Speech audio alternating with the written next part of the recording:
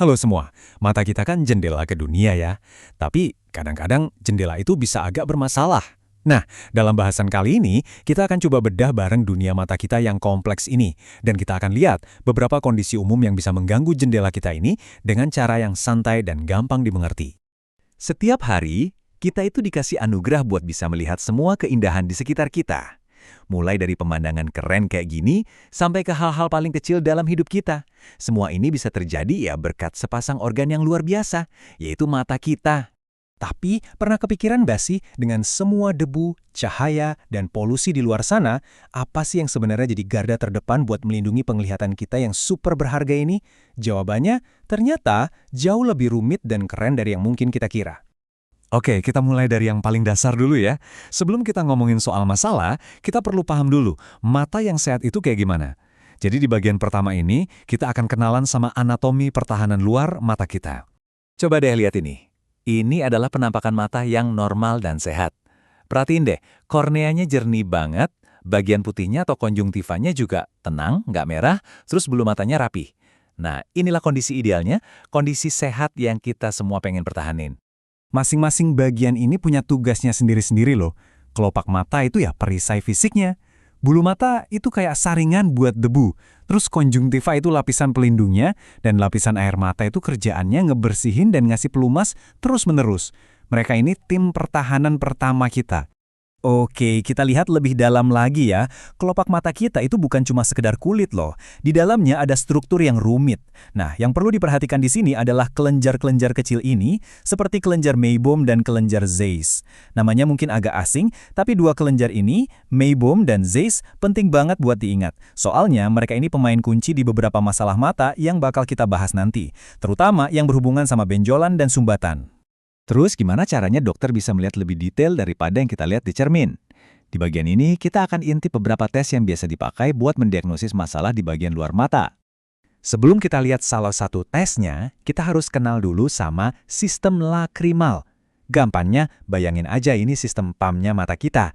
Dia yang produksi air mata buat pelumas, sekaligus yang ngatur pembuangannya, biar nggak banjir. Oke, ini kelihatannya emang agak serem ya. Tapi tenang, uji anel ini prosedurnya cerdas banget. Jadi dokter akan menyemprotkan cairan garam fisiologis pelan-pelan banget ke saluran air mata.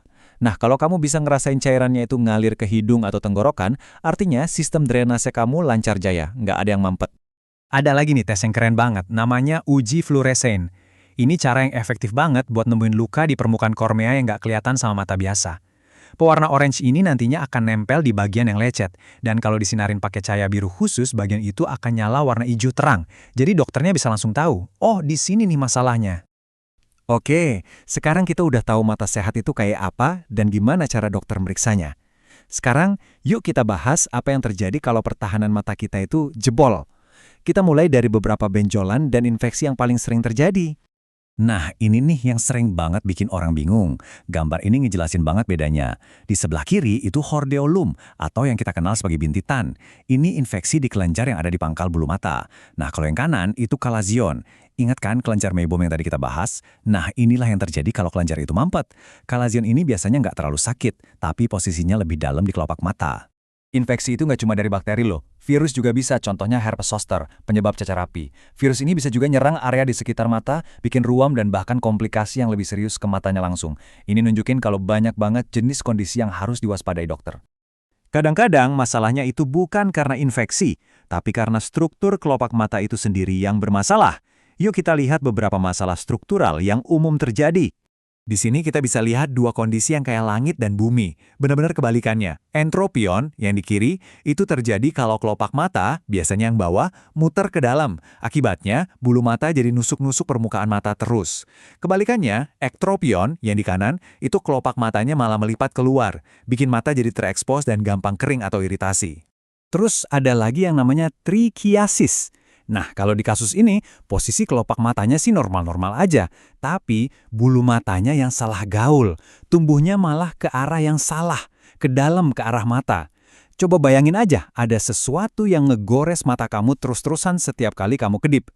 Ini bikin iritasi parah dan bisa ngerusak kornea kalau nggak diurus. Oke, terakhir kita bahas salah satu gejala yang paling umum di dunia, mata merah. Ini tuh kayak lampu peringatan kalau ada sesuatu yang nggak beres. Tapi sebenarnya apa sih yang mau disampaikan sama si mata merah ini?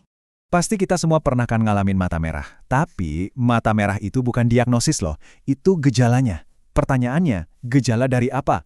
Dan ternyata nggak semua kemerahan itu artinya sama. Nah, ini dia nih kuncinya. Ternyata dokter itu ngebedain mata merah jadi dua jenis utama. Yang pertama, injeksi konjungtiva. Ini melibatkan pembuluh darah di permukaan, warnanya merah terang, dan biasanya jadi tanda konjungtivitis atau mata pink. Tapi ada juga injeksi perikornea. Nah, ini melibatkan pembuluh darah yang lebih dalam, dekat kornea, warnanya merah keunguan, dan ini bisa jadi pertanda kondisi yang jauh lebih serius, kayak keratitis atau bahkan glaukoma.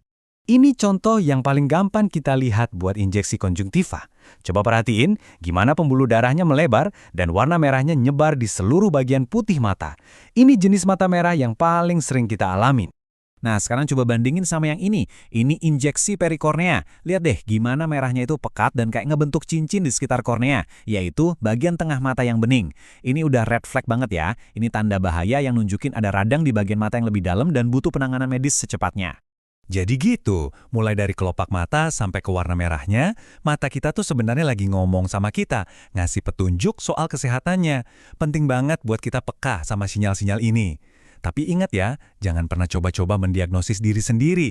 Kalau ada yang aneh, selalu konsultasikan ke dokter.